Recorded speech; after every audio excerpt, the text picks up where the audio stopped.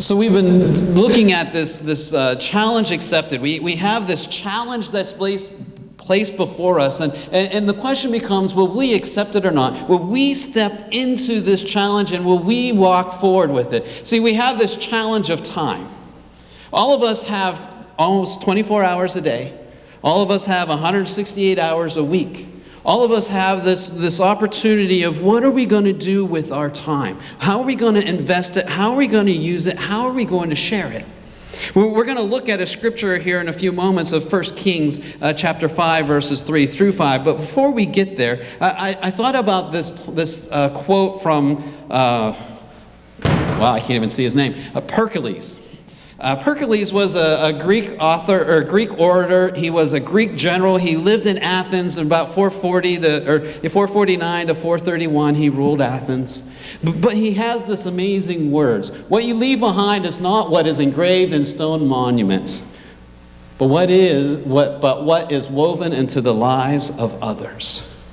See, what we leave behind is not in the monuments that you make, whether they be statues, whether they be finances, whether they be other opportunities or other things.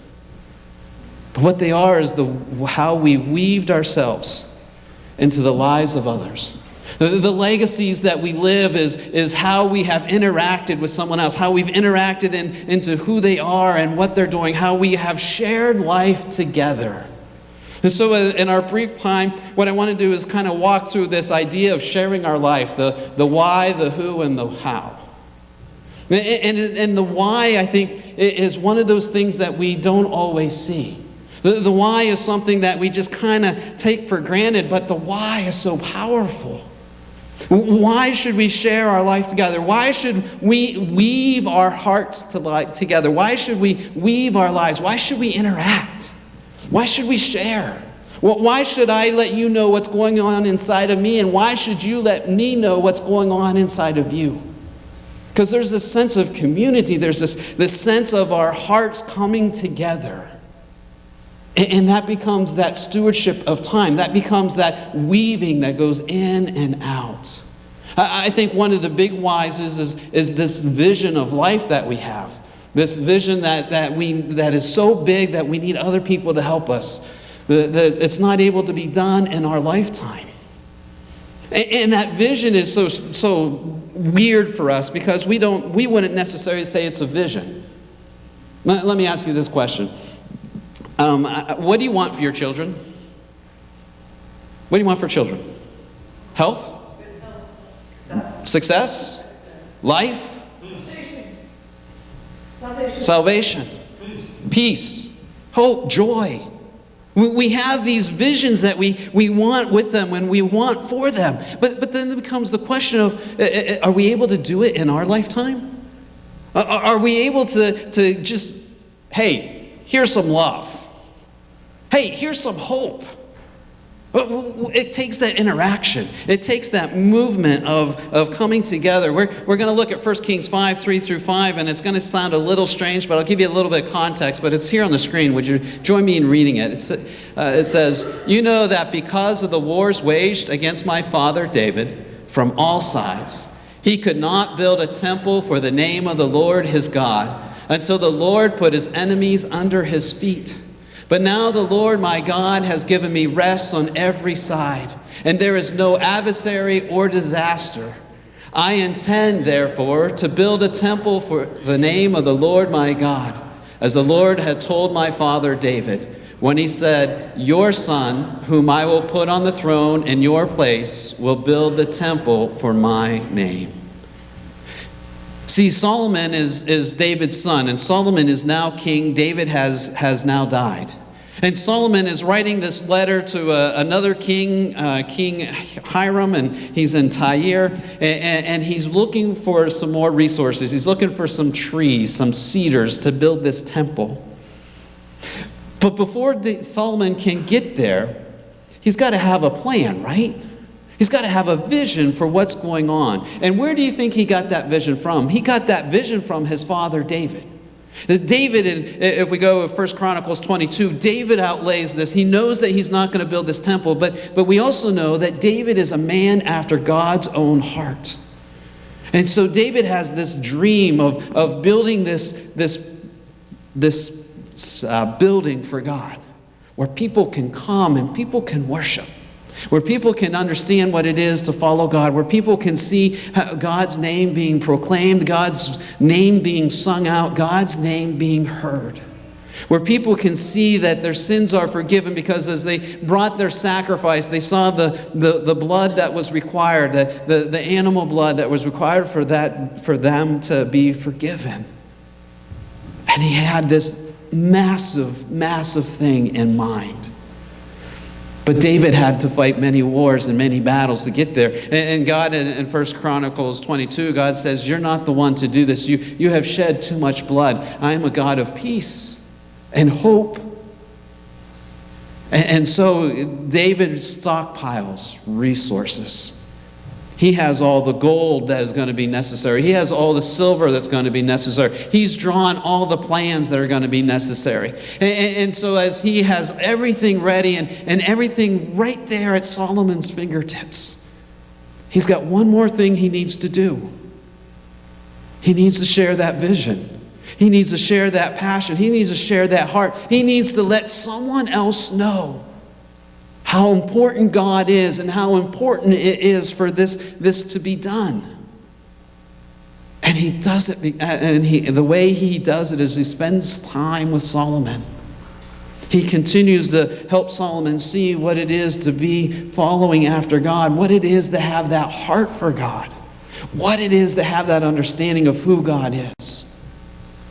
Solomon continues to pour into, or David continues to pour into Solomon, continues to show him what is going on, to give him that why, to give him that understanding, to give him that heart. You see, that vision, that sharing our life together, we need others to help us with it. We need others to walk with us down this journey of life. We need others to be a part of that. Well, who should those others be? Who should they be? I think David opens up that doorway for us to see that it's family. It's David and Solomon. When we have these opportunities to share with our children, we have these opportunities to share in people like Malachi, and this opportunity of pouring our heart into them, pouring our life into them. Not just the young people, but our family members, our children. And it's never too late. They may be grown and they may be moved off and they may be far away. But we can still pour into them. We can still hold them in prayer. We can still trust and believe that God is doing a great work and God is surrounding them with people that will continue to open up that doorway. David died. He had no guarantees that Solomon was going to continue to build that temple. He had no guarantees that Solomon was going to complete the work he had. But David continued to pray for Solomon before he died. He continued to place those dreams and those visions and those words and those hope and that heart within him. You live an amazing time now where technology puts you at fingertips with your children, your grandchildren, your family members, your nieces, your nephews. You are able to talk with them at a moment's notice.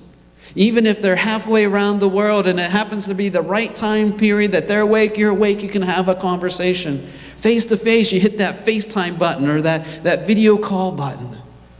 And you can see each other. And they can see your heart. They can see your love. They can hear it in the tone of your voice. They can hear it as you continue to share life together. That heart that God is doing something great within them.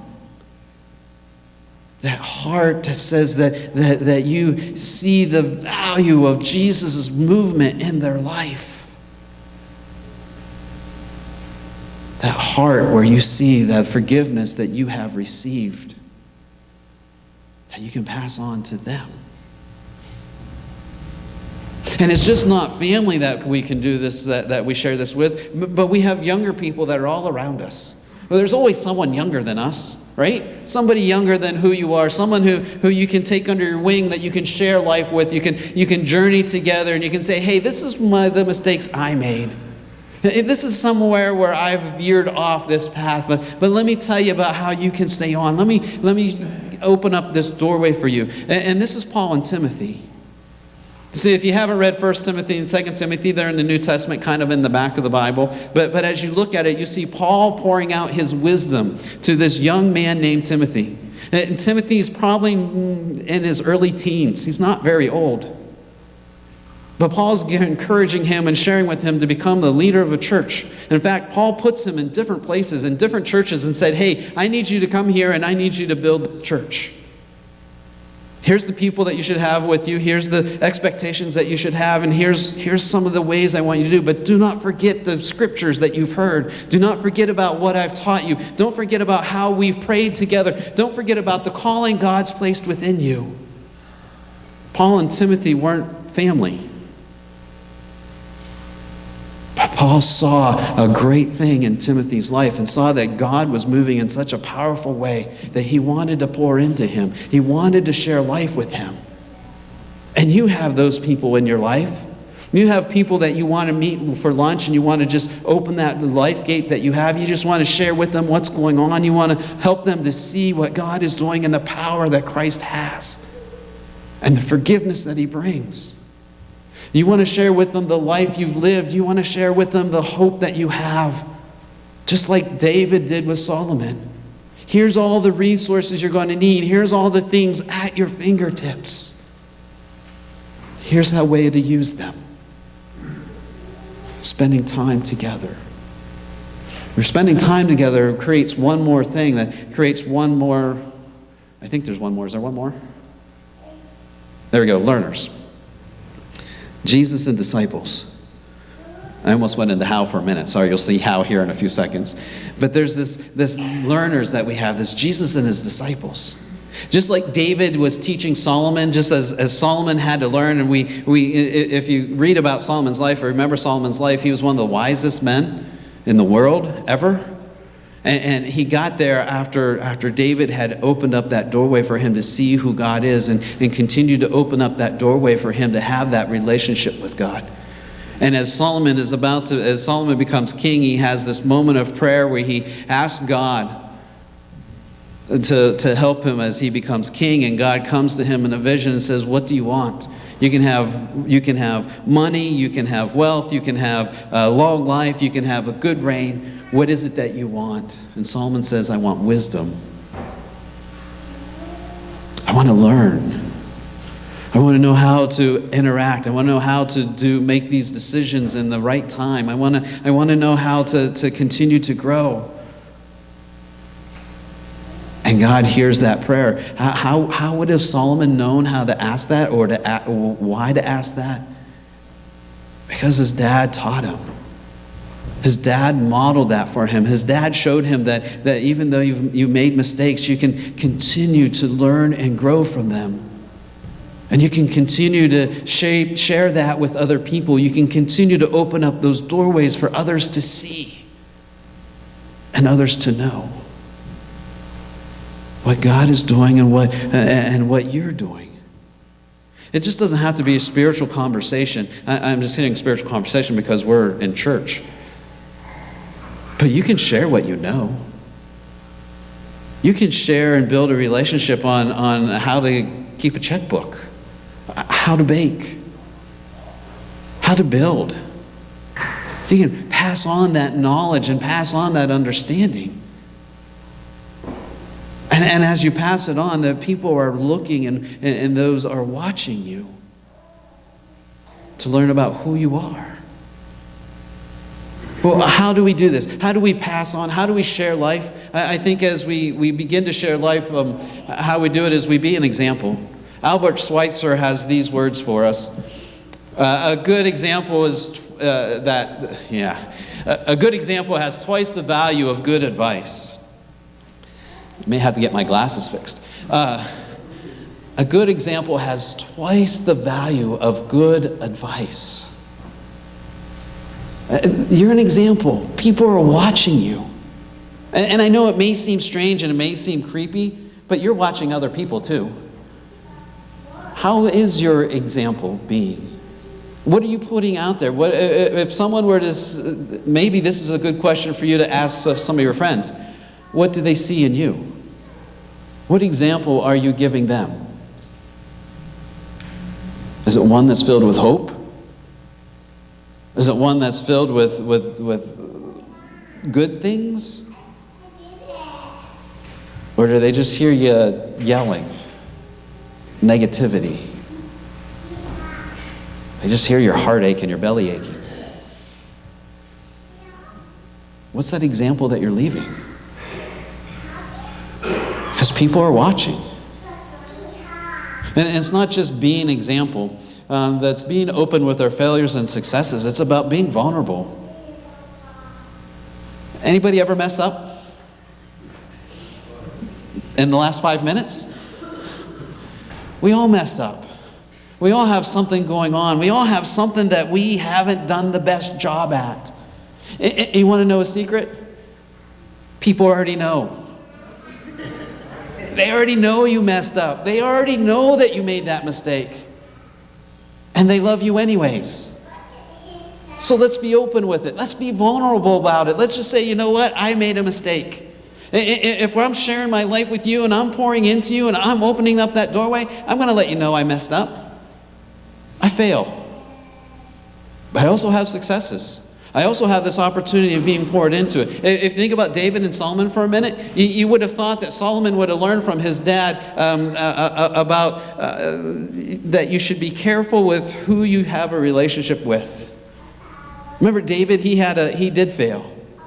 Remember David had an affair? Not only did he have an affair, but he killed the woman's husband, or had him killed. You thought that lesson might have been passed on to Solomon, but especially since it was his mom that David had the affair with. But Solomon didn't learn that lesson. If you think about his life, if you read about his life, you know how many wives he had? A lot. A lot. He also had a lot of girlfriends on the side too. That was Solomon. We can't hold him up as an example of marriage. And it makes you wonder how wise he really was. But that's a different story for a different time. But it's that understanding that maybe that's not what David shared with him. Maybe David didn't share with him that failure. And that led Solomon to go down that same pathway. Maybe he didn't have someone murdered, but he had so many people pulling at his ear that he lost sight of who God was, at who God is. So let's be open with that. Let's be open with our failures and our successes. Let's be open with our vulnerability. Because that's how we share life. And there's a third one that we need to do. We need to be involved. We need to be involved in each other's life. We need to hear from each other. We need to be speaking with one another. We need to have the lunches together. We need to hear those stories. We need to, like our kids, we need to be involved in their lives. One of the things, Friday was a very busy day for me. I was not home at all until the evening time, and Jacob wanted to go ice skating, and so they went ice skating, and then I had to go get pizza first because we had to have supper. So Jacob got in the car with me. He says, I want to go. So he talked all the way to Little Caesars and all the way home. And it was just amazing at what he shared. But he wouldn't have shared with me if I didn't say, yeah, let's go. Join me. He wouldn't have shared if I didn't want to be involved in his life, if he didn't think I cared. He wouldn't have opened up. He would have just been, okay, whatever, Dad. But we have to have that opportunity to share. Being involved, being there, listening, hearing, not trying to force our agenda, but being present. Because the idea of this challenge is being pouring ourselves into other people. This challenge is pouring my time and my life and my heart into someone else. So are you going to accept that challenge? Are you going to find a Solomon? Or a Timothy? Or Mary? Or Martha? Are you going to find someone that you can pour into and share life together?